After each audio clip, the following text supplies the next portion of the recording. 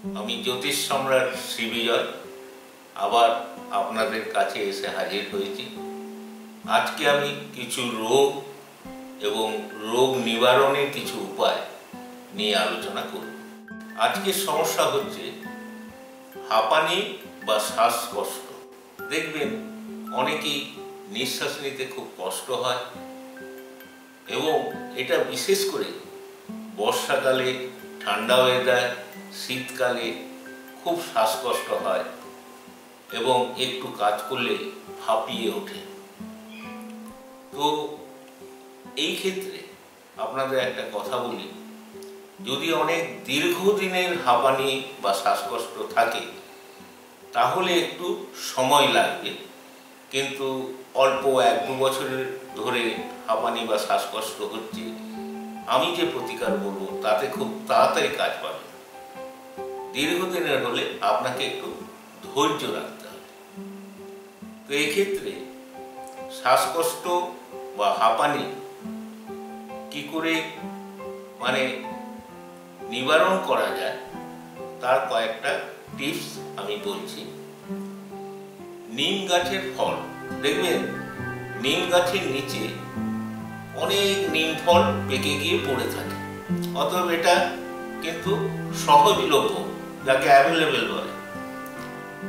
যেখানে নিম গাছ আছে, নিম গাছের নিচে নিম ফলগুলো পেকে গিয়ে পড়ে থাকে, সেই নিম ফলগুলো আপনি কুড়িয়ে আনতে পারেন। এনে ওগুলো নরম হয়ে যায়, উপরের খোসাগুলো, ওগুলো ভালো করে ধুয়ে নিলেন। ভেতর থেকে যে বীজটা, নিম ফলের বীজ, সেই বীজটাকে আপনি ভালো করে পরিষ্কার করে রোদে শুকিয়ে নেবেন। আপনাদের একটা নমুনা দেখাই। এটা হচ্ছে নিম ফল। তো এই যে এক একটা ফল দেখুন গাঁথা আছে, এই যে গাঁথা আছে এগুলো কিন্তু নিম ফল। অতএব আপনি বুঝতে পারলেন, নিম ফলটা আনলেন, ভালো করে ধুয়ে নিলেন, তারপরে এটা রোদে শুকিয়ে নিলেন, তারপরে খাতা সেলাই ছুঁচের সঙ্গে নিমগুলো গাঁথতে হবে। সুতোর কোনো ডেফিনেশন নেই, যে কোনো রঙের সুতোই দেওয়া যাবে, কালো হোক, সাদা হোক, সবুজ হোক, লাল হোক। কিন্তু একটা কথা বলি, যত দীর্ঘ হবে তত নিম ফলের সংখ্যা কিন্তু বেশি হবে। ধরুন 2-3 বছর যাদের আছে তাদের 9টা দিলেন, 4-5 বছর ধরে হাঁপানি আছে 11টা দিলেন, মোটামুটি 9টা থেকে 11টা 13টা দিয়ে এই যে মালাটা করলেন, এই মালাটা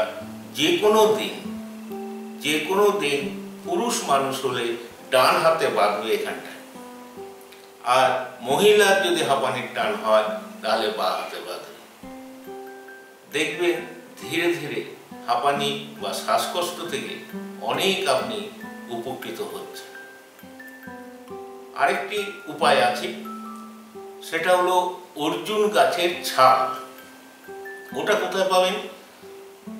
দশকর্মা দোকানে অর্জুন গাছের ছাল বা অর্জুন গাছের ছালকে গুঁড়ো করে পাউডার করে ওরা রেখে দেয়।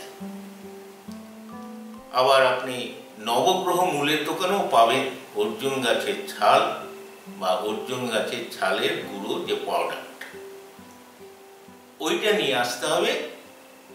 যার হাঁপানি বা শ্বাসকষ্ট আছে প্রতিদিন সকালে বয়স অনুপাতে, উনার বয়স যদি 25-এর মধ্যে হয় তাহলে ছোট চা চামচের হাফ চামচ, 25-এর মধ্যে যদি হয় চা চামচের হাফ চামচ অর্জুন গাছের ছালটা খেয়ে ঠান্ডা জল খেয়ে নেবে।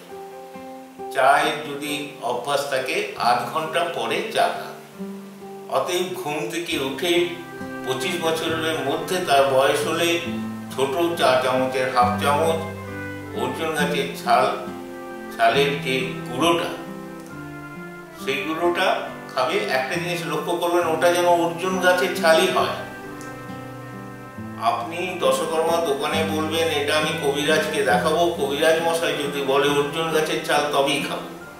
কারণ অনেক দোকানদার ওদের লাভের জন্য আজে বাজে ছাল দিয়ে দেয়, পরে আপনারাই বলবেন শ্রী বিজয় কি একটা খাওয়ালো, এরকম হয়ে যাচ্ছে। তো অর্জুন গাছের ছাল কিনা বলবেন, আপনি দাম একটু ঠিকঠাক দাম নিন, দামের জন্য কোনো ব্যাপার না, কিন্তু অর্জুন গাছের ছালি দিতে হবে, আজকে না থাকলে পরে দেবেন।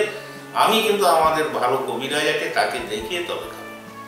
আরেকটা কথা বলি, ওই যে গুঁড়োটা অর্জুন গাছের ছালের গুঁড়ো, ওটা বাড়িতে এনে আপনি একটা পরিষ্কার কাপড়ে ছেঁকে নেবেন। আমরা যেমন আটা চালি, সুজি চালি, ময়দা চালি, পরিষ্কার কাপড়ে ছেঁকে নিলে কি হবে, যদিও কিছু ময়লা থাকে কাপড়ে আটকে যাবে, যেটা শুদ্ধ হয়ে নিচে পড়লো এটা। তাহলে একটা কথা খেয়াল রাখবেন, ছোট চা চামচের হাফ চামচ 25 বছরের মধ্যে হলে, আর 25-এর পরে যাদের আছে 30, 35, 40, 50, বেশিরভাগ দেখা যাচ্ছে 50-60 বছরের অনেক আছে, তাদের যে হাঁপানি আছে তাদের আপনি 1 চামচ এটা খান। 21 দিন খাবার পরে দেখবেন অনেকটা কমে গেছে। তাহলে প্রথমে বললাম নিম ফল, দ্বিতীয় টিপস দিলাম অর্জুন গাছের ছাল। এরপরে যদি আপনি পয়সা খরচ করতে পারেন, 3 নম্বর টিপস হচ্ছে মুক্ত। বড় মুক্ত লাগবে, সে একটা বড় না হোক, দুটো বড়, বয়স অনুপাতে। 20 থেকে 25 বছর বয়স হলে তার 16 থেকে 18 রতি মুক্ত লাগবে। একটা মুক্ত বড় না হোক, দুটো মুক্ত, ধরুন 10 রতি 10 রতি, এটা একটা মুক্ত। তাহলে মুক্তটা আপনার 16 থেকে 18 রতি, 20 রতি হলে অসুবিধা নেই। কিন্তু তার বয়স যদি আরো বেশি হয়, 20-25-এর উপরে হয়, তাহলে আরেকটু বড় দিলে ভালো হয়। 20+, 20 থেকে 22-24, তাহলে 12 আর 12 দুটো মুক্ত। আংটিই করতে হবে তার কোনো মানে নেই, শরীরের যে কোনো জায়গায় রাখা যায়। এখানে রূপোর কলেক্ট করে এখানেও বাঁধা যাবে, আর আংটিতে পড়তে পারলে আংটিতে পড়তে পারবে। তবে রূপোর কলেক্টটা হবে। আর যদি এখানে বাঁধেন, রূপোর চেন করতে গেলে যদি বোঝেন যে খরচ হয়ে যাবে, ওটা কিন্তু সাদা সুতোতে বাঁধতে হবে। রূপোর কলেক্ট মানে এই অংশটাকে কলেক্ট বলে।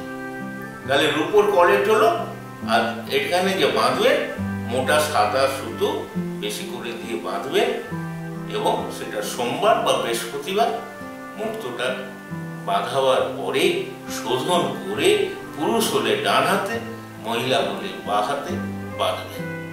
দেখবেন ধীরে ধীরে আপনার শ্বাসকষ্ট অনেকটা কমে গেছে।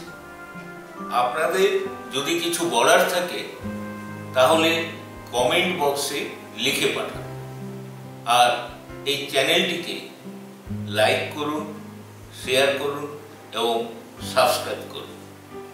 আমার মোবাইল নম্বর হচ্ছে 9388883768। আরেকটি নম্বর হচ্ছে 9831258530। আজকের মতো আমি আসছি, নমস্কার।